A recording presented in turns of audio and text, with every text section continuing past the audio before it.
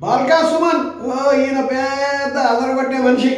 సింగరేణి ఆఫీసులు కాలబెట్టండి, రైలు పట్టాలు పోసేయండి. బాగుందా? ఇప్పుడు ఈయన మావోయిస్టులు వాళ్ళ దృష్టిలో, కాంగ్రెస్ వాళ్ళ దృష్టిలో కేసు పెడతారు. మాట్లాడితే కేసు, కొట్లాడితే కేసు కాదయ్యా.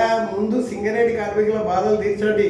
చొక్కా లేకుండా లోపలి గడిలోకి 2-3 కిలోమీటర్లు పోయి అంత బరువు తీయడము, బరువు వేయడము, బనీను, చెడ్డీ, వాళ్ళ డ్రెస్సు, అలాంటి వాళ్ళకి ఎంత ఇచ్చినా పర్వాలేదు. ఈయన కొడుకులు ఏసీలో కూర్చున్న వాళ్ళకి లక్షలు ఎందుకయ్యా?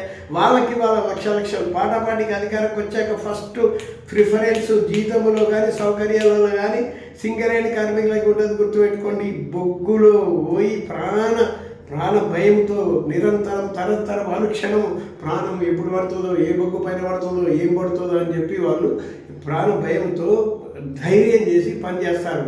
అలాగా మనం కూడా చేయాలి. అందుకే పాటాపాటి కోటి ఫస్ట్ కార్మికుల పార్టీ, కర్షకుల పార్టీ మాది.